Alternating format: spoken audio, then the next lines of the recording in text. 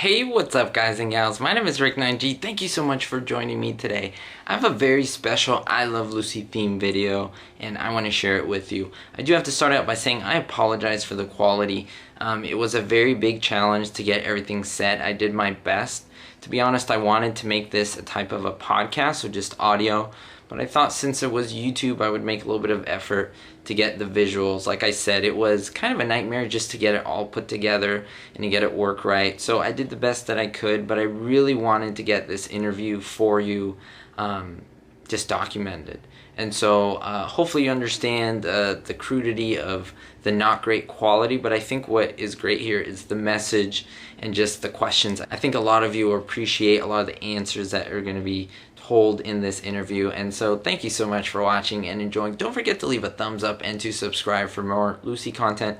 I think this would be a killer for you guys to enjoy. So just sit back, relax, and let's talk some I Love Lucy. Hey, what's up guys and gals? My name is Rick9G. I have a very special episode today and I have a very special guest for you.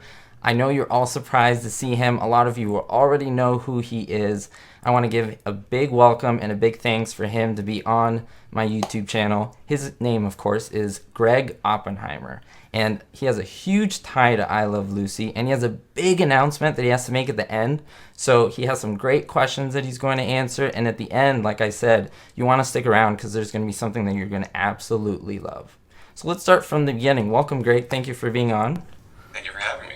Great. So I have a few questions for you, and a lot of these questions, they've been asked to me by my viewers, and so I think they would really appreciate just knowing a little bit more about you and the work that you do. And so let's begin from the beginning. What is your connection to the show I Love Lucy? And I think the casual viewers watch I Love Lucy all the time, but as well as the people who know the inside outs of the show, they all want to know, what's your connection? Well, my father was Jess Oppenheimer, who was the creator, producer, and head writer of the show.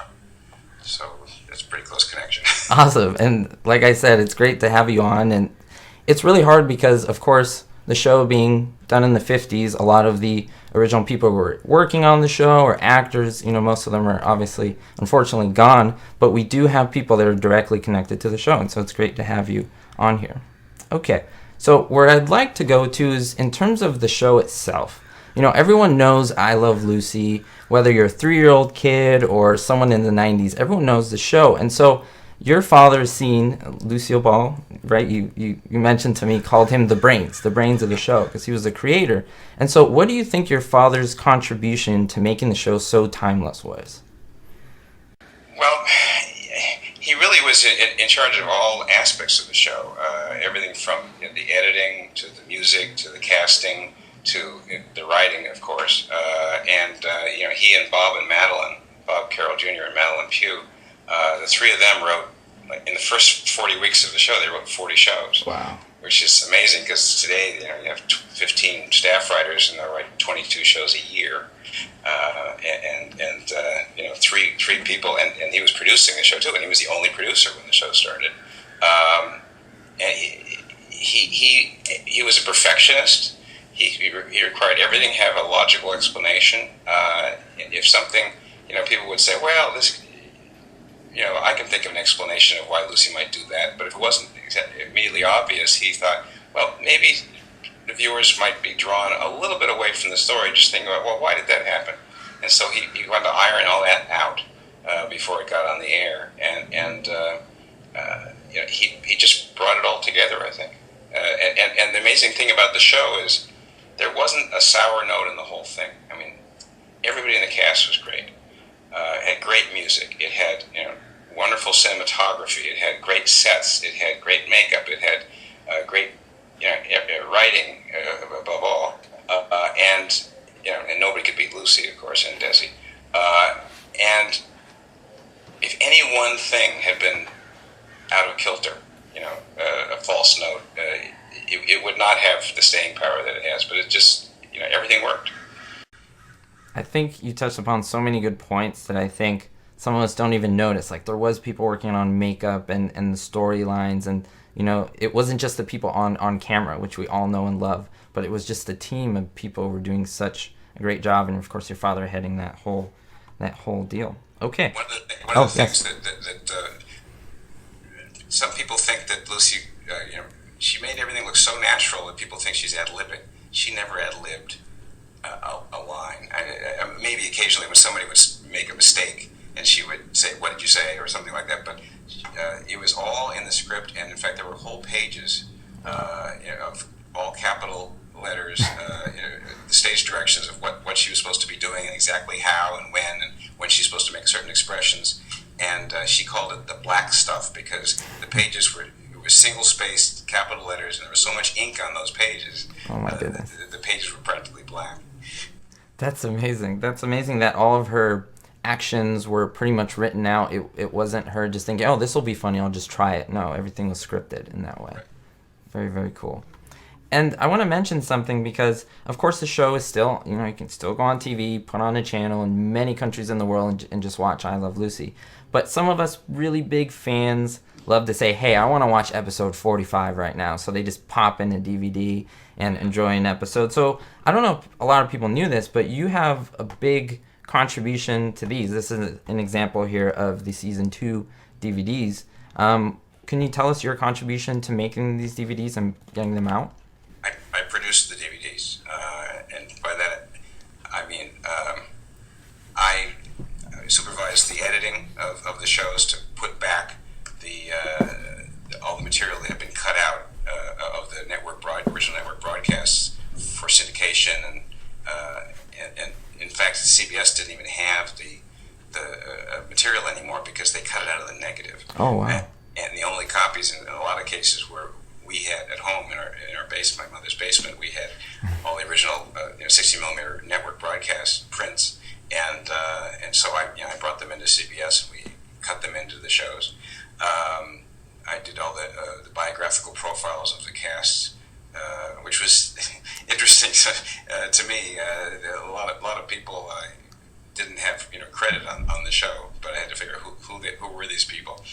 Usually my dad wrote their names on the script, so that helped. I also did all the Photoshop work and the graphic work. So every screen, every menu. Wow. Started on the computer I'm using right now. That's amazing. There's such a labor of love. Like, yeah. it's kind of sad in the way that we just put in the CD, hit start and that's it. But there's background stuff, there's music, there's little intros, there's all these facts and bloopers and all these things that you put in there. It must have been just like a gargantuan piece of work, but like so much love went into it too. It was a lot of fun. I spent hours and hours and hours at CBS in the videotape department, watching digital tapes of every episode again and again and again, and all those flubs and everything. A lot of them, some of them have been written about in the Bart Andrews and the I Love Lucy book, maybe, or some other books, or online. But a lot of them I just found because the sixth time through an episode with the editing, I said, "Wait a second, go back a second. They're about to get on the bus. Okay, show me that. Wait a second, that's my dad and the director walking by eating ice cream. What's going on?" So wow. We put that in, and it was a lot of fun. Oh, that's so great. And can you mention one thing? I think that we've talked previously before this, and I believe you mentioned, and there's one episode, I believe it's Vacation for Marriage, where Lucy's on top of a roof with of their apartment complex with Vivian Vance, of course, playing Ethel Mertz, and Lucy tosses a rock down. And can you tell me a little bit about that and like cleaning up the image, like what happened to the rock? Oh yeah, we digitally cleaned up the images for the DVDs, and I mean I didn't do it, but the CBS animation department did it, and it's the computer does it, and it looks for little specks, little white specks, and it thinks they're dust. Well, it thought the rock, when she threw the rock, that it was a piece of dust. So when she throws a pebble or something, it bounces off because they're really not that far off the ground. It bounces and you can see it. Now we wanted to include that in the flubs because you can see the rock bounce back from supposedly 5 stories down, and it wasn't there because the computer had erased it. But that was, we left that alone. I used an uncleaned up version for my flubs part, but if she'd walk across the room wearing a polka dot dress, the polka dots would be going on and off. Oh my goodness. The computer thought some of them were pieces of dust. That's incredible. These are funny things that happen during the work that I think people love to hear about. And speaking of cleaning up the episodes and making a little bit of changes to them, maybe even I don't know, for lack of a better term, updating them. You had also a big contribution to the colorized episodes. That's a big thing that is kind of popular right now, getting these black and white episodes and say, hey, Lucy met Superman. I mean, that's really colorful, right? Superman blue and red and all these colors. And how was that done? Can you explain that process of coloring these? Yeah, well, some people are against colorization. I'm not a big fan of colorizing movies like Citizen Kane or Casablanca or film noir. But a show like I Love Lucy, you can colorize it if it makes sense. And I thought they came to me and said, do you think we should colorize one? And I said, well, if you're going to colorize one, it's got to be Lucy Goes to Scotland, because that was meant to be in color. A lot of problems when they colorize something, if the art director designed, art-wise for black and white, he's going to make different artistic choices than for color. And you end up with something that looks like it was really shot in color, maybe, but with a really bad art director. Oh my goodness! Because everything's sort of brown, right? And there's no colors in it. But the Scotland episode was I Love Lucy's answer, CBS's answer to Peter Pan, which was opposite, not opposite Lucy Goes to Scotland, but the year before. The show that Peter Pan was on with Mary Martin, with Life's Color Spectacular on NBC, was on opposite I Love Lucy. And so they did, their answer to that was all these musical numbers in Scotland, and very colorful sets. We had publicity stills that showed what the colors were. We had home movies that I think Desi or somebody took with Desi's camera, home movie camera, and so we knew we could get it right. And it was very difficult to do. Not for me, I didn't sit there and do it, but Legend Films did it, and because all the tartans, the plaids, colors, and everything were moving around in the dance numbers so much, and it was a time-consuming process, but I think it turned out beautiful. I would say so as well. So a lot of people ask me this, and it's just continuing that. So obviously it wasn't just like click and it's like colorized. This is like going through each frame and just making sure things are accurate. And right. Well, I think what you do is you map out in much the same way as you would colorize a picture in Photoshop, which I tend to do a lot. And you map out which areas are what color, and the computer will then follow. It figures out, okay, this outline of here, it moved in the next frame, and the computer figures out, okay, this is the same thing. Now, if something goes in front of it, or somebody turns around, or it cuts, then the computer just totally loses it, and so you have to, and they have to check each frame to see if the computer's doing it right. Wow. But it takes less time than if they had to do each frame by hand. Correct. So they're checking what the computer did. So, but they're a lot better at it than they used to be. Oh, that's amazing to hear. Just the details of doing something like that, especially. I mean, it's not that long. They're 20, 23 minutes long, and all that effort. 26.5. 26.5. There you go. Perfect. You heard it from him. 26.5. Okay, and almost done here in terms of the questions for I Love Lucy. This is the last one. How long do you see I Love Lucy continuing, if you would think about just its longevity? As long as there's a new generation to discover it, I don't see why it should stop. Huh? Because, every generation discovers it and loves it. It's timeless. Awesome answer, and I would agree with you. I think people are going to keep watching it even when I'm gone. Like, it's going to still be a thing. All right, and now in terms of I Love Lucy, the show itself, from the 50s, let's move on to you right now and what you're doing and what you're working on, because you have a big announcement and you want people to know about this, especially the huge fans, and so I'd like them to hear them from you. Well, when my dad died in 1988, I finished his memoirs. He had started his memoirs, but he hadn't gotten that far in them. He'd done 88 pages, which is not a book. So I decided I was going to finish it because I grew up with him telling me all these stories, and I visited the set, and I basically grew up around Desi Lou and other studios. Yeah. And I loved hearing him telling me these stories. So his book was, as he started, it was his telling his story. And so I finished it in his voice, and it's called Laughs, Luck, and Lucy. Yes. It was published quite a while ago, but right now it's on Amazon Prime. If you're an Amazon Prime member, you can read it for the Kindle version for free for the rest of this month. But then now, the exciting news recently is I've written a play based on the book. It's called I Love Lucy, A Funny Thing Happened on the Way to the Sitcom. And it's going to be, the world premiere is July 12th, and it only plays July 12th through the 15th, only 5 performances at UCLA's James Bridges Theater. Details at latw.org. It's LA Theater Works is doing it, and it's latw.org.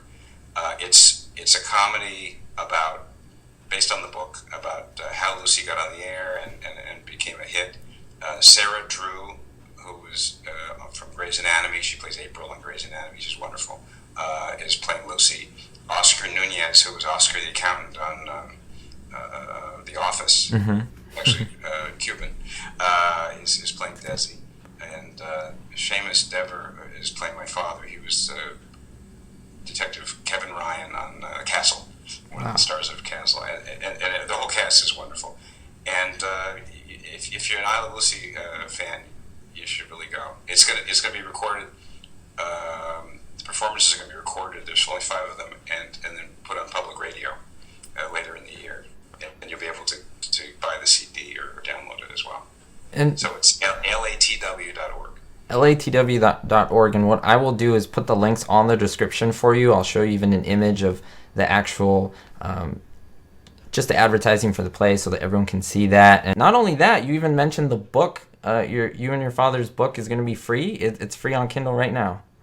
For the rest of the month, yeah. For the rest of the month. Now, you can't beat that, especially big Lucy fans. Go and take a look. But even if you've got a copy of the paperback or the hardcover, because there's more pictures, better pictures, and more stuff in the appendix, and other stuff in more audio than is on the CD in the Kindle version. Awesome. Well, thank you so much for coming on. I'm really excited to hear everyone's just reaction to all of the awesome questions you answered in the play, which I mean is amazing. You've got a great cast, and I mean it's going to be exciting. This is amazing, and thank you again for coming on the channel and just sharing your wisdom and your information with just all these people, and a lot of my subscribers really love the show, and just speaking for them, let me tell you, it has gotten people through a lot of difficulties, but also people have just enjoyed watching it. It's just a great pastime, and these are people of all ages, and of course I want to thank you for your continued work, and your father and all he did, and of course your family. Well, thank you. Yes. And I've gone through a lot of people through bad times because a lot of them write to me, and it's very gratifying to know that my dad could brighten people's lives. Absolutely, and he's still doing it. So thank you so much. Thank you. All right, and so thank you for watching, guys and gals. We'll see you next time. Don't forget to hit the thumbs up button and to subscribe, and don't forget, as always, be hopeful.